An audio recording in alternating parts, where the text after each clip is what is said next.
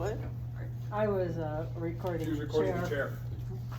Well, you know, it's probably a better view. Not as colorful. Well, I try to be colorful. I had somebody in Midwest Conference, I wore this shirt there, and they said, you know, we want you to come to do Finding Your Why, and you have to wear that shirt. I'm like, and the whole theme for their conference, it was bizarre, I knew nothing about it, was all this stained glass. And so all the brochures and everything, and I matched everything. There you go. And people thought I did it on purpose, and I'm like, Yeah, nope. had no idea. It was pretty funny. So, okay, so this is from the introduction to I'm a Church Member. And it's a story. Michael and Liam began meeting for Monday morning breakfast at 6 o'clock over, you think 9:30 is early, but 6 o'clock over 5 months ago. They originally thought it would be a one-time event. They met in a couples Bible study group at their church. For many different reasons, they hit it off and were becoming good friends. When Michael originally invited Liam to meet him for breakfast on a Monday morning several months ago, Liam readily agreed. The two men enjoyed their time together so much that the one-time event became a weekly event. It was now rare for the two friends not to meet on Monday morning. Early in their friendship, the conversation focused on sports, family, and politics. They had much in common. Michael was 41 and Liam was 39. They each had 3 kids, and they were both college football fanatics. Each of their teams was in the same football conference, so they were pretty fierce rivals. The guys thoroughly enjoyed trash talking each other and each other's teams in a friendly spirit. But on this particular Monday morning, the conversation turned serious. Michael and his wife had noticed some changes in the demeanor of Liam in their Bible study group. He no longer seemed as interested in studying and discussing the Bible as he did talking about the church. And his comments were often critical about the congregation where the two families both had their memberships. Still, Michael was caught off guard on this particular Monday morning. Liam loved the poached eggs in the little restaurant. It was his regular order, but on this Monday morning he had not touched them. He was barely sipping his coffee. Liam didn't take long to get to the point. Michael, he said, Lana and I have decided to leave the church. The pause seemed to last minutes. Neither of the men seemed to know who should speak next. Michael took the initiative and spoke softly and deliberately. You want to tell me about it? Michael inquired. He honestly didn't know if Liam wanted to say any more about it.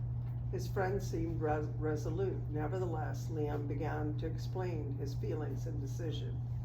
Lana and I went to the church to learn deep truths about the Bible, he offered. But Pastor Robert is just not feeding us. We're not getting anything out of his messages.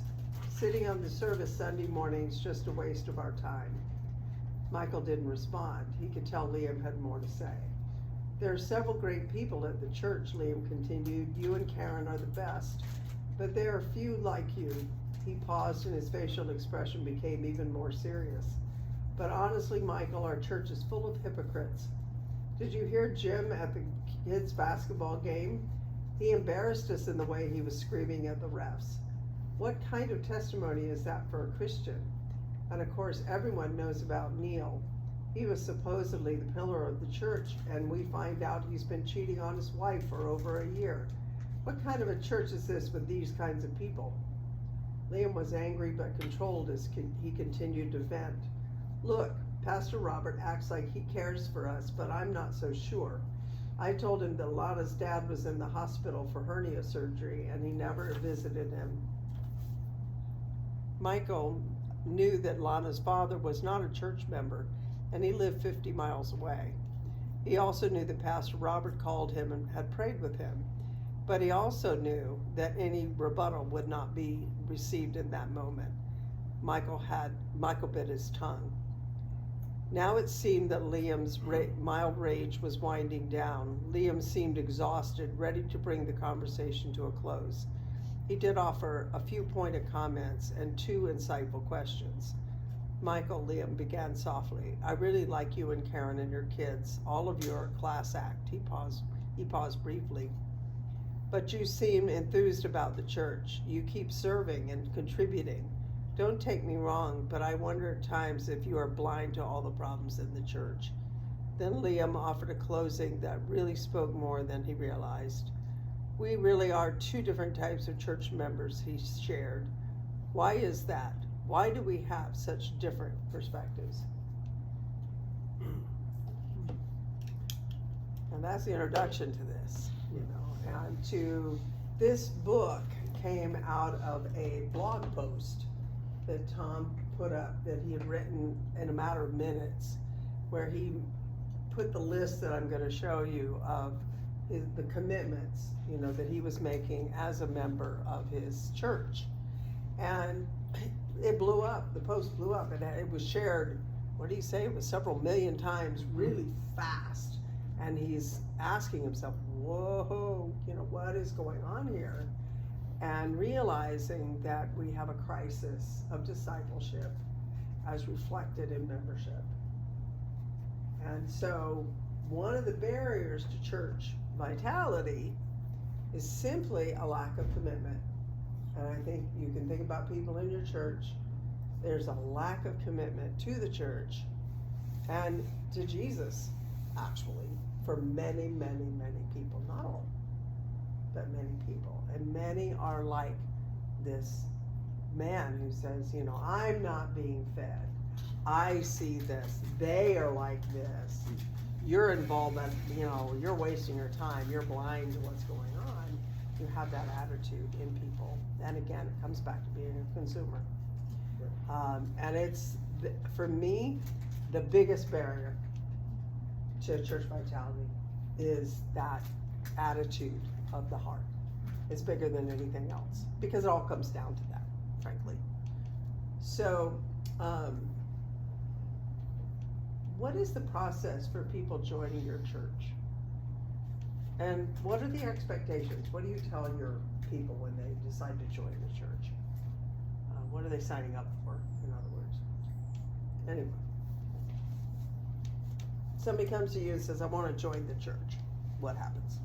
We have our pastor has a class, and when we have new attendees, we just had our new attendee meet and greet Sunday between the services with, egg bake and some donuts and things like that. And then we broach membership there.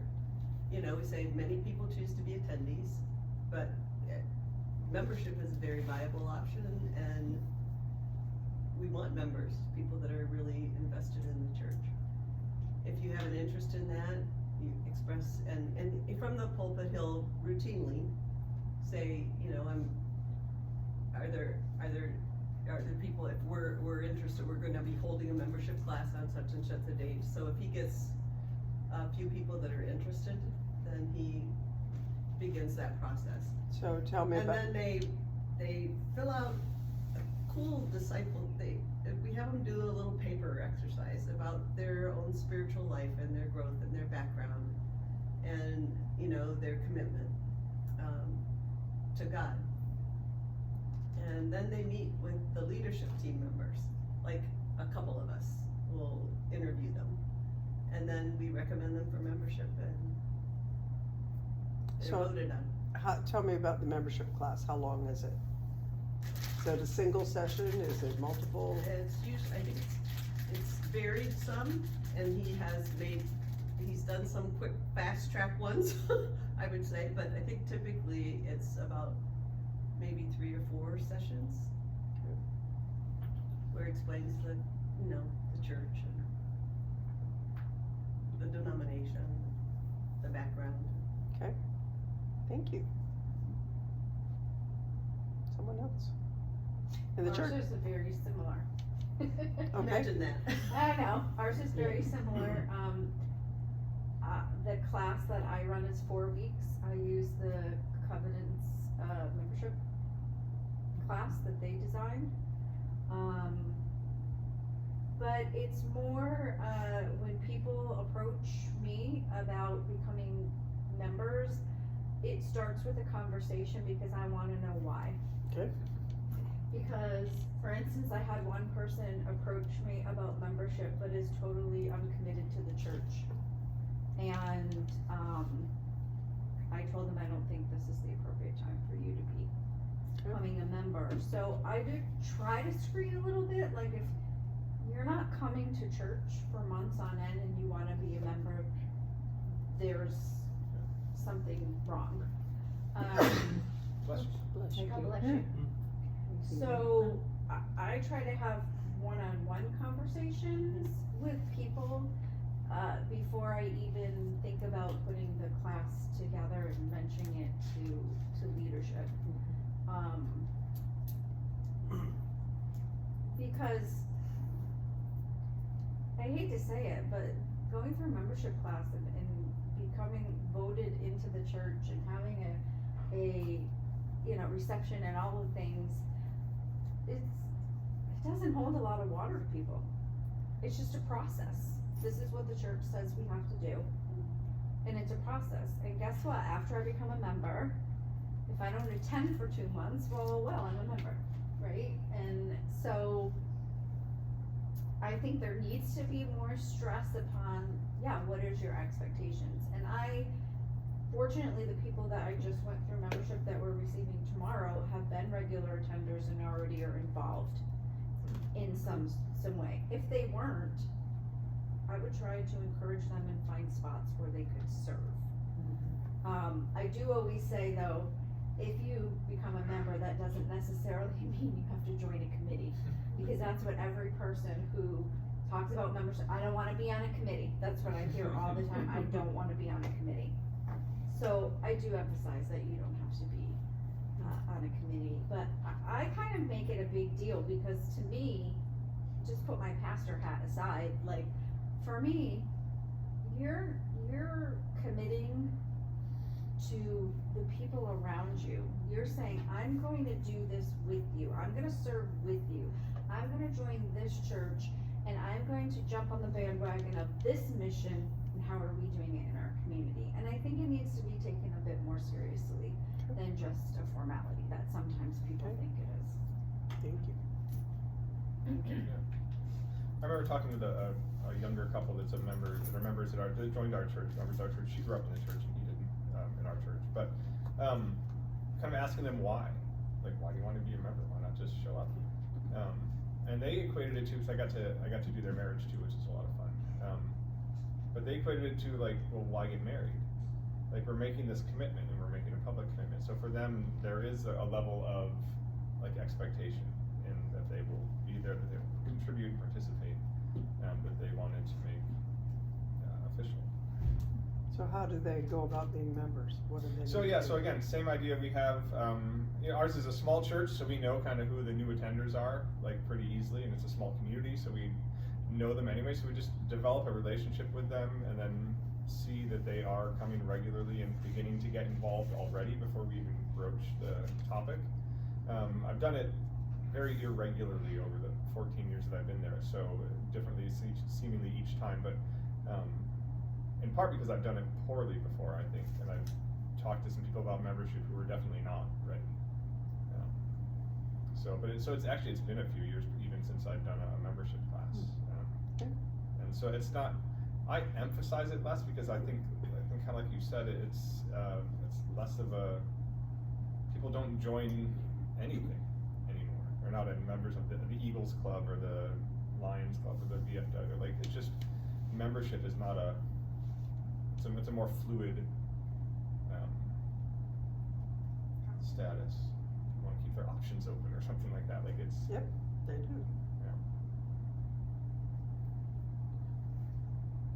So I suppose my preference would be to kind of have people join who are sort of already members in that they're there and they're committed and they're participating. So the official membership part of it almost becomes a formality. Okay.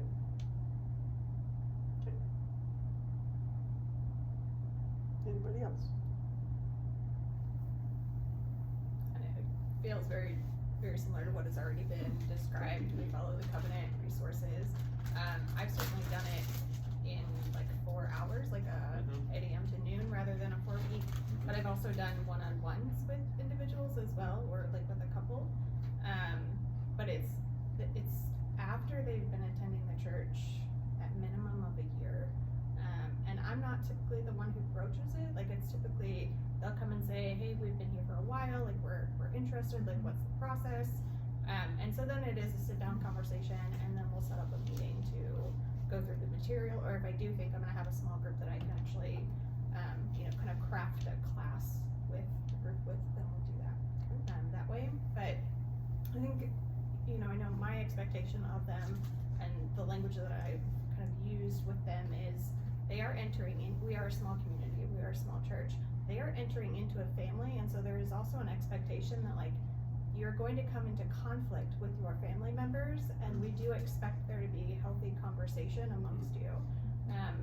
You're also meant to care for them as a family, so when somebody gets sick, like, our hope is that you are going to call them, or, if the pastor's away, that like, you're going to let leadership know, like, there's going to be care offered to everyone involved. And so you are committing to this church family when you join as a member. Thank you. Thank you. I'm delighted to hear a couple of you using the covenant materials. They were redone. There still needs to be more user friendly, but what's in it is pretty well thought out.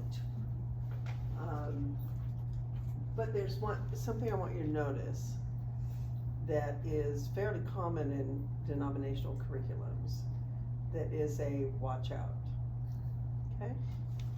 This says, the first one, as a biblical family, we seek to help you understand the Bible so you can apply it to all, okay, and so forth. And the next one says, as a devotional family, we seek to help you. As a connection family, we seek to help you. As a missional family, we seek to help you. Ooh, nothing is on the member itself. Here. Okay, nothing. This is one of the 4 categories in the membership materials. And nowhere in that first part, and I'm going to show you the part that does take it more individually. It's, again, one of the traps that we've fallen into sometimes and I just own it with denominational materials is disconnecting the person from the church, right? And so it's not I commit to, right? This is what we're gonna do for you, right? And we're gonna work with you. And it's all really, really important stuff for a church to understand their calling. I mean, this will preach as something, this is what we are supposed to be doing for one another. Okay, so this is great to talk about community.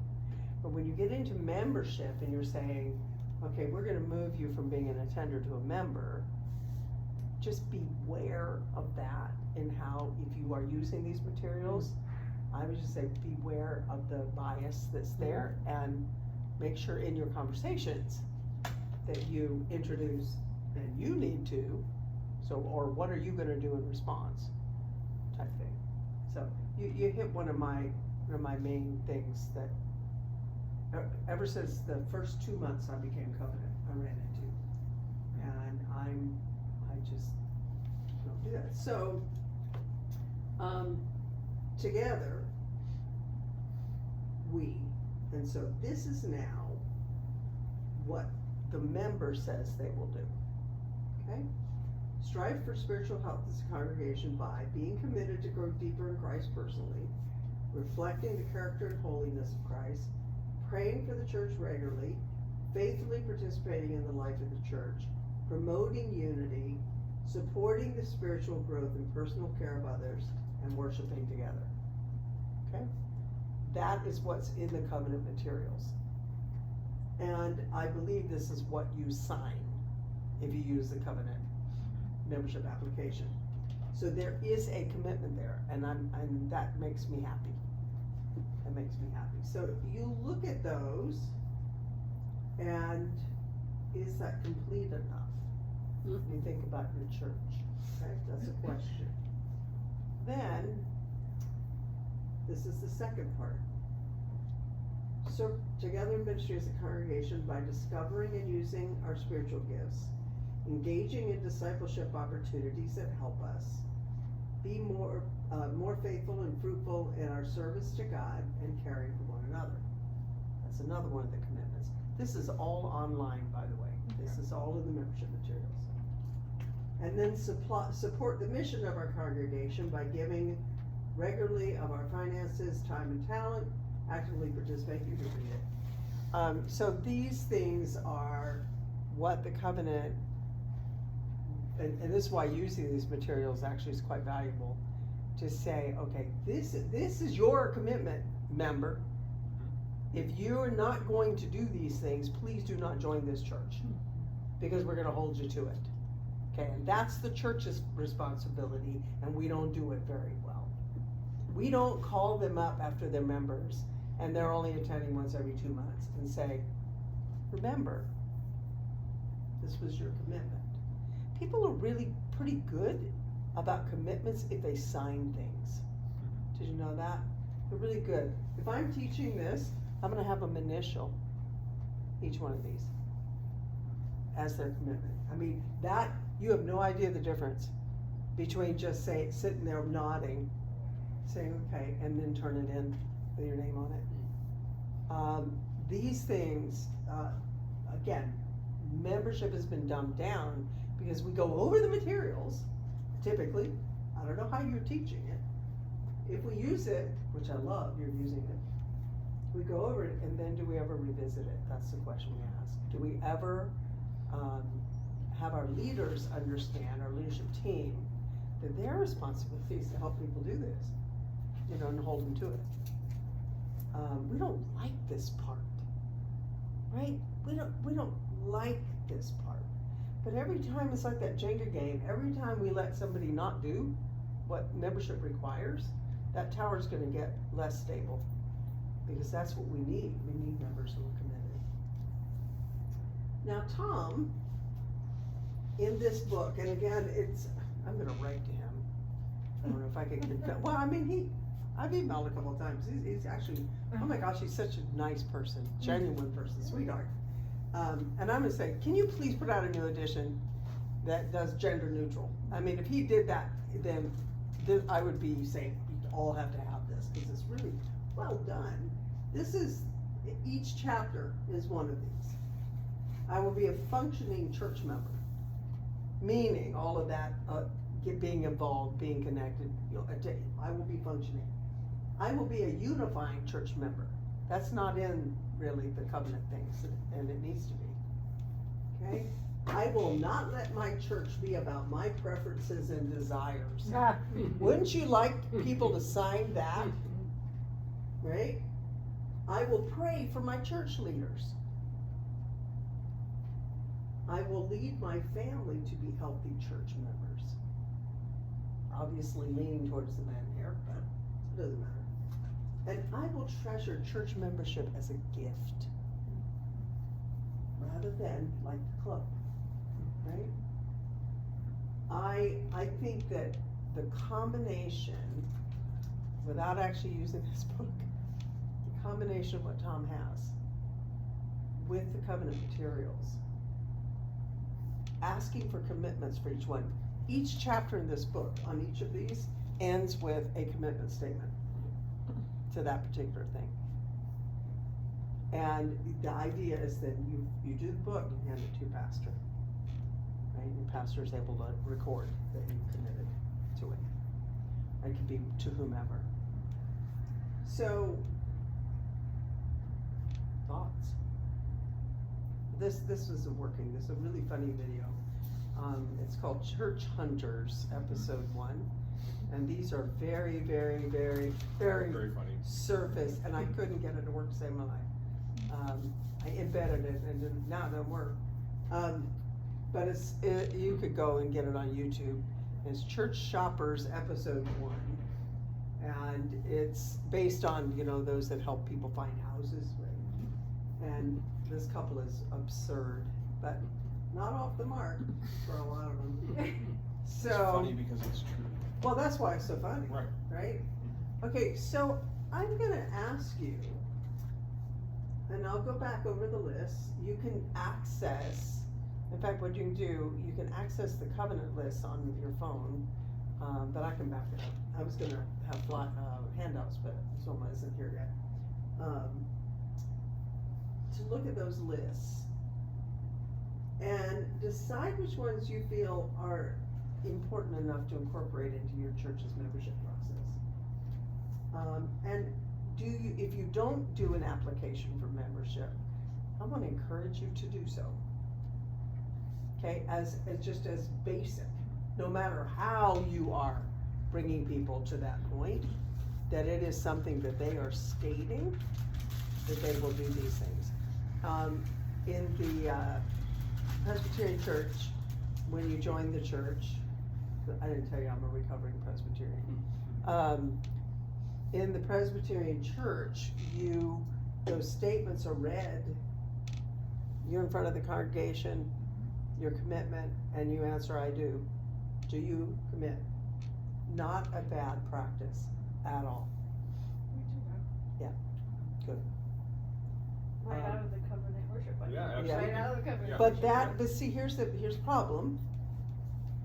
That liturgy doesn't include some of what we're talking about. So you might have to add a little something to it, in the style of the covenant worship service.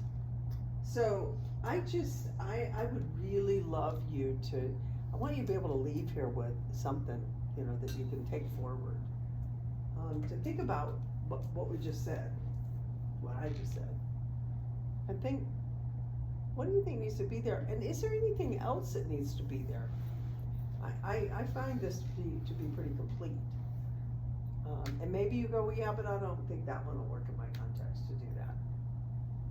But I would encourage you to be bold. Ask for a lot. And when you were speaking about the clubs and so forth, I'm thinking, and I'm sure you do this in your pulpit, is teaching people that church membership is an outgrowth of discipleship. It is faith-based. It is serving Christ.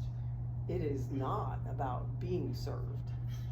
And if we have that biblical undergirding, that this is serving Jesus, this is loving neighbor, this is loving the Lord our God, both through our church, what does that look like? And why aren't we asking for a greater commitment when he died for us? I mean, I'm just kind of a basic person, right? So, I should tell you this statistic. I don't know the exact statistic. And this may have come from Tom, but it wasn't when he was with us. Could have been somebody else. That people, those that are looking for churches, are more responsive to churches who ask more of them these days. Younger people want to go to a place. Yeah, I know, what's that? One. Somebody's dipping in That was weird. That was weird. It was insta-hail. I'm sorry, God. But they want to go to a church where it's meaningful. Yeah. Where they say, they require more rather than require. We have been requiring less for 50 years. Okay, and we're paying the price.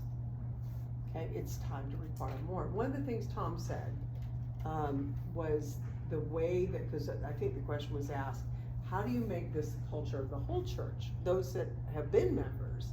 And he said, you just work on the new people, and they will demonstrate. You teach it, but the commitment statements come from the new people. I don't know whether I agree with that, whether it'd be a good idea to go back and revisit it, but you can't take memberships away, right? If they say, no, I don't want to do that. Again, it's an instruction thing. But, so, are you willing to take some time? I mean, these are things that those of you that